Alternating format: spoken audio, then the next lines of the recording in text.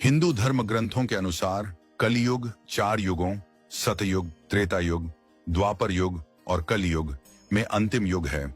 भगवान वेद व्यास द्वारा रचित पुराणों और वेदों के अनुसार कलयुग की कुल अवधि 4,32,000 मानव वर्ष होती है।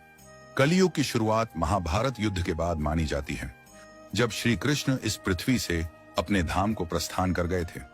कलयुग की कुल अवधि 4,32,000 वर्ष है और अब तक लगभग 5,127 वर्ष बीत चुके हैं। अभी भी 4,26,873 वर्ष बाकी हैं, यानी कलयुग अभी अपने शुरुआती चरण में ही है।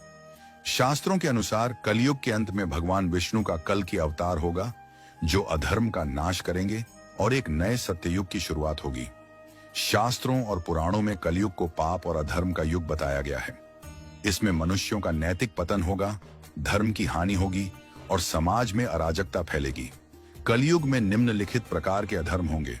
लोग सत्य बोलना छोड़ देंगे और झूठ को अपनाएंगे। अधर्म को धर्म का रूप देकर प्रस्तुत किया जाएगा। सच्चाई और ईमानदारी का महत्व खत्म हो जाएगा। धर्म के नाम पर पाखंड और ढोंग बढ़ेगा। साधु संतों की जगह नकली बाबाओं का प्रभाव बढ़ेगा। लोग धर्म को सिर्फ स्वार्थ और लाभ के लिए इस्तेमाल करेंगे। माता पिता का सम्मान कम होगा, संस्कारों की हानि होगी, भाई भाई के बीच द्वेष और कलह बढ़ेगा। गुरु शिष्य संबंध कमजोर होंगे। शिक्षक सिर्फ धन कमाने के लिए पढ़ाएंगे। लोग वासना, काम वासना में अंधे हो जाएंगे।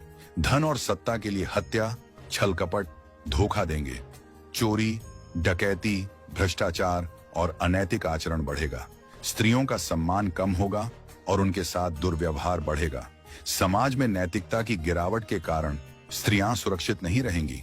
विवाह जैसे पवित्र संबंधों को स्वार्थ और लाभ के लिए इस्तेमाल किया जाएगा। राजनीति में बेईमानी और भ्रष्टाचार बढ़ेगा। राजा, नेता स्वार्थी होंगे और जनता का शोषण करेंगे। न्याय केवल धन और सत्ता वालों को मिलेगा, गरीबों को न्याय नहीं मिलेगा। पृथ्वी पर प्राकृतिक आपदाएं, भूकंप, बाढ़, सूखा बढ़ेंगी। जलवायु परिवर्तन से खाद्य संकट पैदा होगा। मनुष्यों का अधर्म बढ़ने से धरती माता कष्ट में रहेगी। लोग शुद्ध और सात्विक भोजन छोड़कर तमोगुणी भोजन अपनाएंगे। खाने में मिलावट, मांसाहार और नशीली चीजों का चलन बढ़ेगा। शराब, नशीले पदार्थों और गलत आदतों में लोग फंस जाएंगे। लोग ईश्वर के अस्तित्व पर प्रश्न उठाएंगे और भक्ति से दूर होंगे। धार्मिक लोगों का अपमान और उपहास किया जाएगा। धर्म और आध्यात्मिकता को बेकार मानकर सिर्फ भौतिक सुखों पर ध्यान देंगे। लोगों की आयु कम हो जाएगी। पहले जहां 100 साल तक जीते थे, अब 60 से 70 साल में मृत्यु हो जाएगी। लोग शारीरिक और मानसिक रूप से कमजोर हो जाएंगे। आत्मबल, संयम और धैर्य खत्म हो जाएगा। कलयुग में अधर्म का प्रभाव हर क्षेत्र में दिखेगा। समाज, परिवार, राजनीति, धर्म और प्रकृति। लोग लोभ, क्रोध, ईर्ष्या और अहंकार में फंसकर अपने असली धर्म को भूल जाएंगे।